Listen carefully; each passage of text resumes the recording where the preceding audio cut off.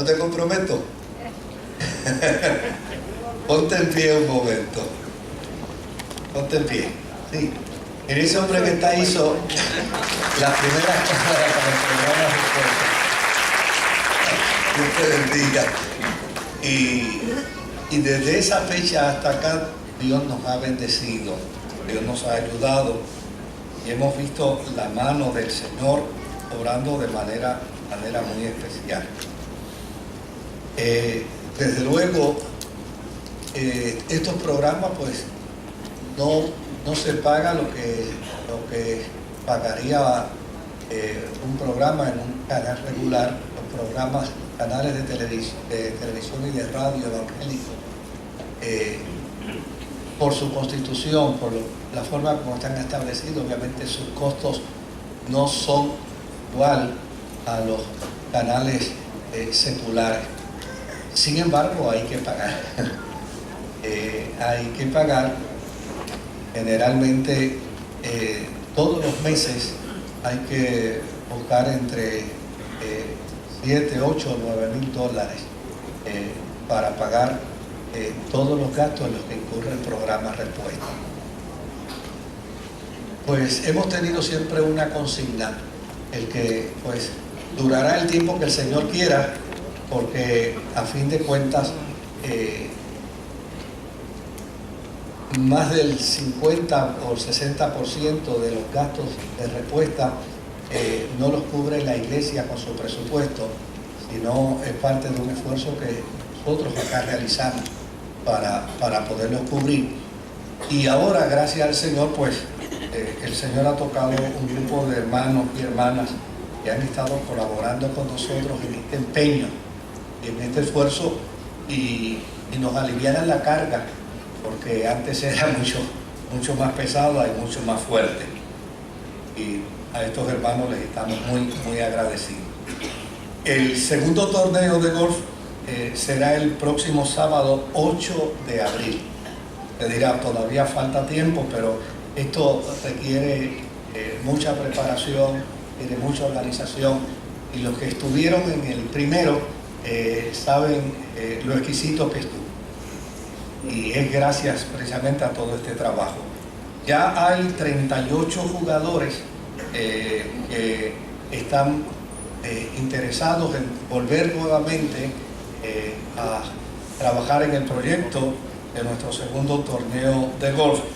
Y desde luego nosotros en esta mañana lo que deseamos es de ustedes, hermanos, que nos ayuden a identificar a personas, profesionales, negocios o compañías que deseen operar como auspiciadores del torneo.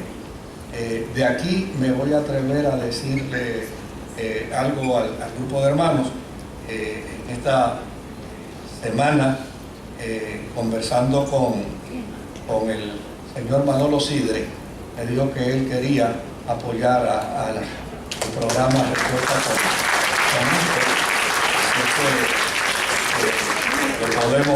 lo podemos abordar porque él conversó conmigo sobre el particular. Si hay alguien que nos puede ayudar con esto, hay algunos hermanos que tienen unas tarjetas en su mano. A lo que me refiero es a referidos de auspicios. Hermanos que nos puedan ayudar con referidos de auspicio, se lo vamos a agradecer. Si nos levanta la mano rapidito donde están, levanta su mano y le podemos hacer llegar. Mantenga levantada, que hay unos hermanos que le están viendo con las manos en alto. Si nos pueden referir estos auspiciadores, se los vamos a agradecer. Vamos a agradecer mucho. Y desde luego, pues, al finalizar el culto, los hermanos estarán allí en el lobby y usted puede acercarse a ellos y pedir alguna otra información. Hay una página del programa Respuesta donde también usted puede acceder y bajar la propuesta de auspicios que se le están mostrando ahora. Y en efecto, pues todo lo que usted pueda hacer se lo vamos a agradecer mucho porque es parte de ese trabajo y de este esfuerzo que hermanos voluntarios nos están dando para hacer viable toda la semana podamos llegar con el programa Respuesta a tanta gente. Es una gran bendición el que Dios ha puesto en las manos de la iglesia con los medios de comunicación. Mire, ahorita se me acercó este querido hermano que está aquí. Él ve los cultos de la iglesia y ve los programas de la iglesia a través de la internet. Vive en California y hoy llegó a Puerto Rico y quiso venir para estar con nosotros. Ese es el efecto de los medios y la iglesia tiene que capitalizarlos y aprovecharlos al máximo. Les invito para que ahora vaya conmigo a las Sagradas Escrituras. Marcos capítulo 5. Marcos capítulo 5, verso 25 al 34. Marcos 5, 25 al 34. Dios conoce lo particular. No solo nos conoce a nosotros, Él conoce lo particular de nosotros. Particularidad de nuestra vida, Dios la conoce.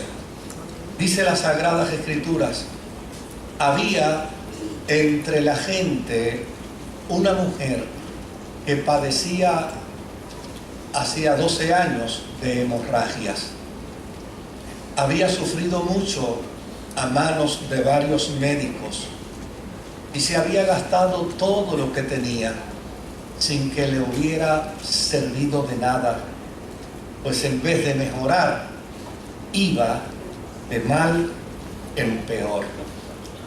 Cuando oyó hablar de Jesús, se le acercó por detrás entre la gente y le tocó el manto. Pensaba: si logro tocar siquiera su ropa, quedaré sana. Al instante cesó su hemorragia y se dio cuenta de que su cuerpo había quedado libre de esa aflicción. Al momento también Jesús se dio cuenta de que de él había salido poder. Así que se volvió hacia la gente y preguntó: ¿quién me ha tocado la ropa?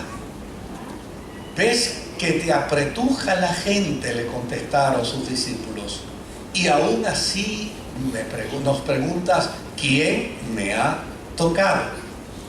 Pero Jesús seguía mirando a su alrededor para ver quién lo había hecho.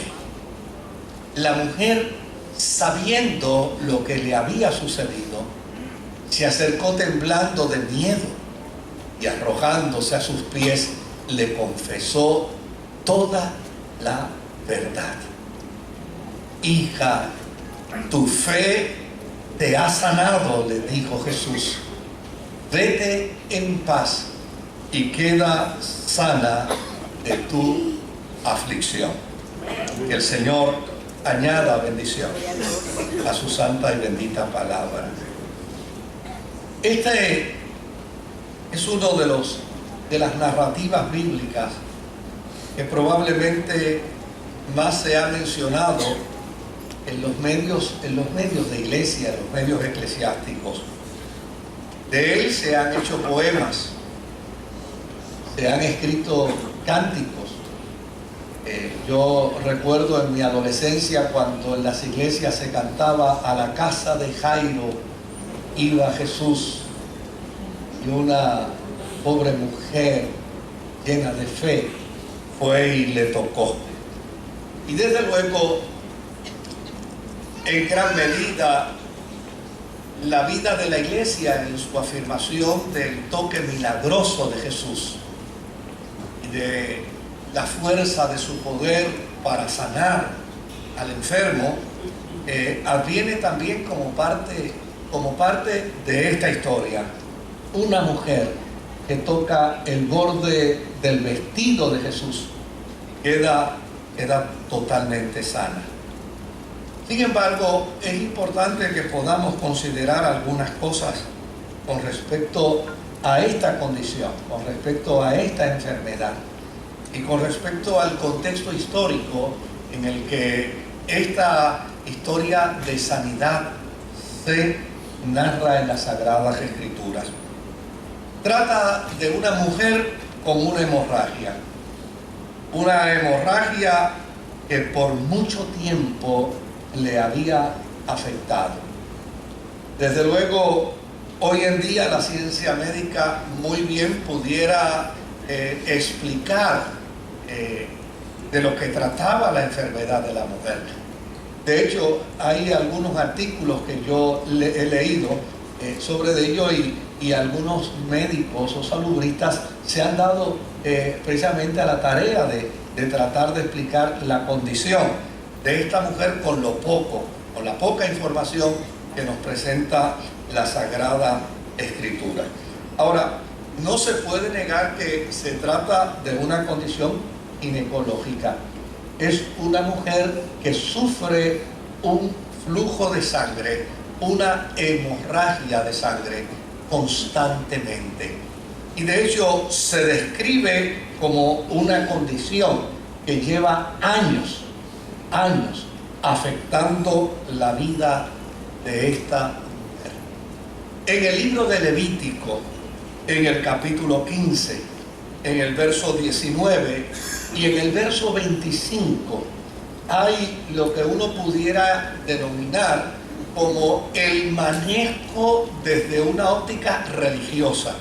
Acuérdense que estamos hablando de miles de años atrás y no hay un manejo clínico.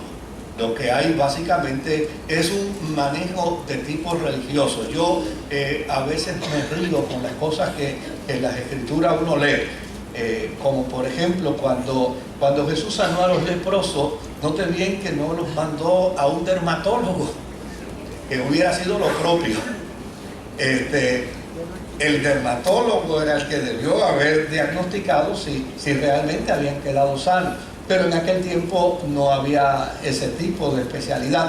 Los mandó donde el sacerdote. Imagínense que ahora aparezca una persona sanada de lepra y diga, pues ve donde Moisés Román, que él te va a certificar que tú estás sano. Es como insólito, ¿verdad? Ese tipo de situación que en aquel tiempo acontecía. Pero los sacerdotes en Israel establecían pautas y reglas con respecto a la salubridad, con respecto a la higiene, con respecto a los procesos de pureza, y también lo hacían con respecto a las enfermedades. Y mire lo que dice aquí, cuál debía ser el tratamiento de una mujer con una condición ginecológica dentro de la vida de Israel. Dice, cuando a una mujer le llegue su menstruación, quedará impura durante 7 días. ¡Qué barbaridad! Quedará impura durante 7 días. Todo el que la toque quedará impuro hasta el anochecer. Verso 25 dice, cuando una mujer tenga flujo continuo de sangre fuera de su periodo menstrual, o cuando se le prolongue el flujo, quedará impura todo el tiempo que le dure, como durante su periodo. Fíjese que lo que se está demarcando aquí no tiene ningún procedimiento clínico. Aquí no hay nada que uno lo pueda enmarcar desde el punto de vista clínico, desde el punto de vista de la salud.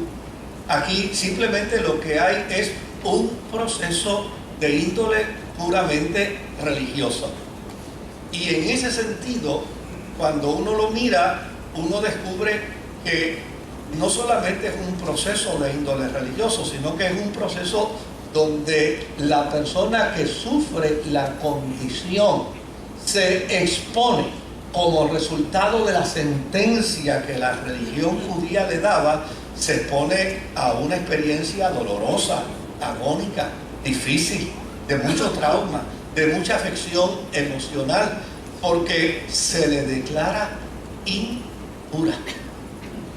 Se le declara llana y sencillamente como no apta.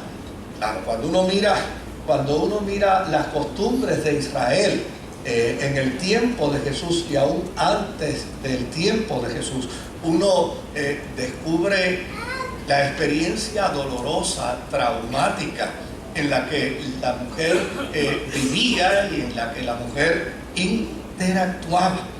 Ahora, esta historia no solamente trata de hablarnos sobre una sanidad, que en efecto para nosotros es un evento maravilloso, sobre todo para afirmar el poder de Dios y la gracia de Dios para operar milagros en la vida de los seres humanos. Pero a través de esta historia, a través de este milagro, hay un mensaje que nosotros también necesitamos recuperar, que necesitamos buscar, que necesitamos encontrar. Porque a fin de cuentas, fíjense que hoy en día las enfermedades ginecológicas no tienen este tratamiento absurdo, tonto, que se tenía en épocas pasadas.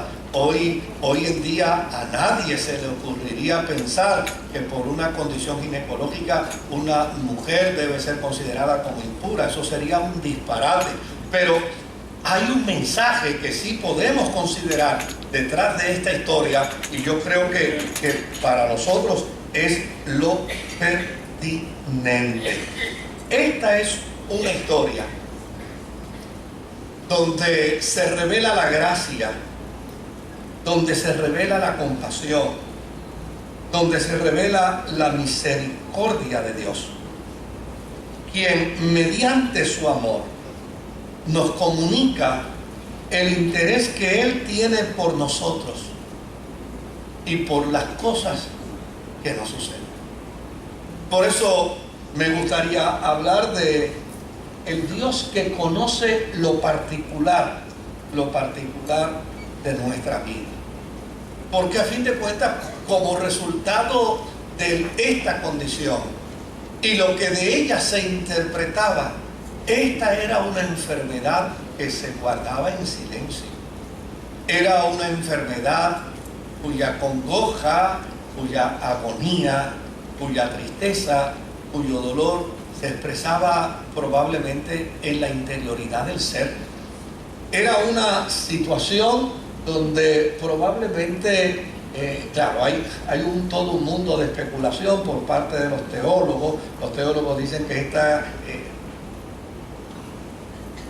Bueno, cuentan un montón de cosas, ¿no? Que probablemente esta mujer era una mujer cuya condición de salud le había privado de tener hijos, era una mujer que estaba marginada porque tal vez no tendría esposo, era una mujer que prácticamente por la cultura y por la tradición de aquel tiempo dentro del seno de su hogar estaba de más, no era aceptada, era una mujer cuya vida se drenaba, se destruía por las circunstancias, por los procesos religiosos que había en aquel tiempo.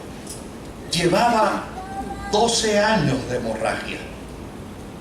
Y usted, obviamente aquí hay médicos, yo no me voy a meter en ese campo, pero es muy natural pensar que una persona con un flujo de sangre, con una hemorragia por tantos años, haya tenido que desarrollar otro tipo de enfermedad, otro tipo de complicaciones, y desde luego un buen estudio hoy de sonograma, de radiografía, pudiera revelar tumores, pudiera revelar un sinnúmero de condiciones dentro de esta mujer. Pero 12 años de hemorragia dentro del contexto judío numérico puede significar totalidad de sufrimiento, totalidad de agonía por la condición de aquella mujer. Lo que quiere decir es que la situación de enfermedad de aquella mujer no era solo lo que la aquejaba a ella. Aquella condición producía en ella un montón de afección, un sinnúmero de dolores, un sinnúmero de agonías. Cuando uno mira desde el punto de vista a una persona que sufre, pues generalmente piensa que sufre por una cosa en particular. Pero esta mujer, cuando se menciona que llevaba 12 años de agonía, lo que está diciendo es que esta mujer era una agonía desde la cabeza hasta los pies. Era una mujer totalmente llena de dolor y llena de sufrimiento. Es decir, no solamente estaba enferma físicamente, sino que sus emociones tuvieron que haberse hecho cantos.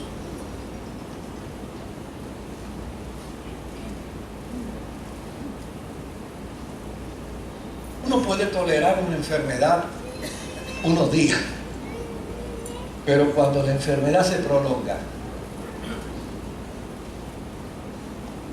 todo el aparato emocional del ser humano se afecta. Esta mujer estaba totalmente lacerada en el área de su espiritualidad. Aquella desgracia tuvo que haberla destruido totalmente. Y desde luego hay una nota por parte de los evangelistas que escriben su historia, y es que ellos dicen que había gastado todos sus ahorros.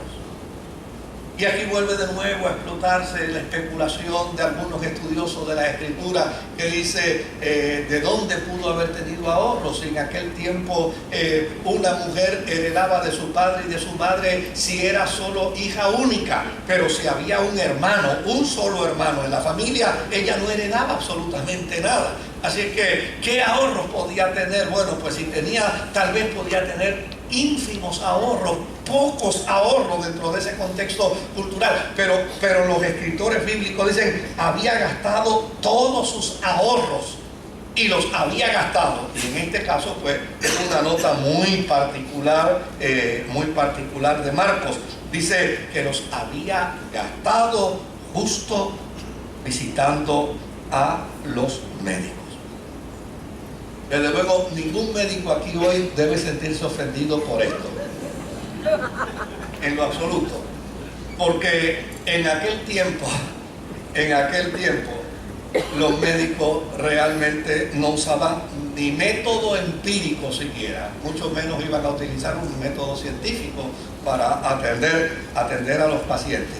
Era más bien el arte del curandero, era más bien el proceso de la superstición. Lo que utilizaban los supuestos médicos de aquel tiempo para atender a los enfermos. Y yo conversaba en días pasados esto con alguien y me decía, no, yo creo que no. Le digo, mira, sí, chico, realmente no podemos comparar el médico de hoy que tiene que estudiar anatomía del cuerpo, que tiene que estudiar biología, que tiene que estudiar química. No podemos comparar ese médico de hoy con un médico de 2000 años atrás. Claro, desde el punto de vista filosófico todo el mundo admira a Hipócrates, pero si estuviera hoy como doctor, nadie iría a visitarlo. Nadie iría donde él, porque ¿quién iría donde él para ser atendido clínicamente? Pues a fin de cuentas eran personas que funcionaban a base de ciertas intuiciones. Déjame ver si esto te sirve, déjame ver si esto te funciona. Y desde luego, esta pobre mujer en 12 años, usted sabe la cantidad de gente buena con la que uno se encuentra cuando uno tiene un achaque, que le hacen 20 recomendaciones en un minuto. La cantidad de gente que uno se encuentra que le dice, mira, para esos muchachos yo visito un médico y este sí que te va a poner bien. O tómate hierbas, qué sé yo de qué, y toma.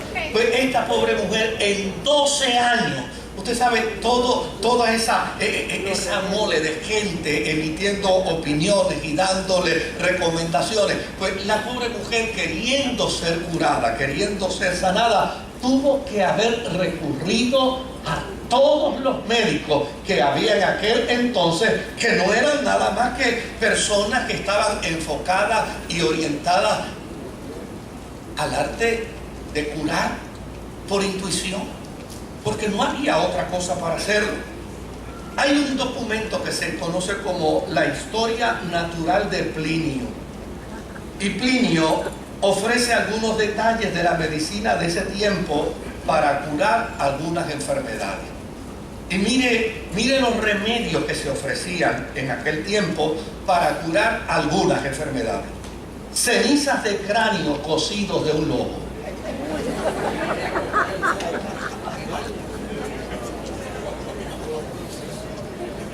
Cuernos de venado, se raspaba el cuerno de venado y obviamente ese polvito se echaba en agua y en vino, y con ello se hacía un brebaje para que la gente se curara de condiciones. Cabeza de ratones, ojos de cangrejo, sesos de lechuza, de esas cosas, ¿verdad?, que andan por ahí, hígados de rana y grasas de víboras.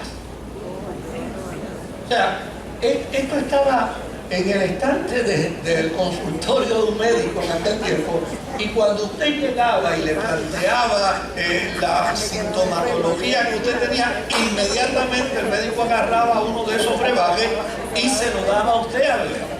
Desde luego, si usted se mejoraba al otro día, él decía, esto sirve para esta condición. Y así sucesivamente, pues se iban guardando las cosas. Pero no solo esto, querido, no solo esto. Mire, hay un comentario, el comentario expositivo del Nuevo Testamento de Rhodes, y él nos dice que en el tiempo de Jesús ya existían tres remedios para curar la condición de hemorragias ginecológicas. Y mire lo que él dice. Uno de los remedios era pulverizar goma de un árbol que se llamaba alejandría, y de otro árbol que se llamaba alumbre, con un poco de azafrán. Y todo esto se echaba en vino. Y una vez se preparaba y se cocía el brebaje, se le daba a beber a la persona enferma. En efecto, si la persona se curaba, pues no había ningún problema. Pero si no se curaba con este primer brebaje, entonces se le hervía posteriormente 1,5 litros de cebollas persas. No podía ser de otro lugar, tenían que ser persas, ¿verdad?, hervidas en vino. Y se le daba entonces el brebaje de cebolla con vino.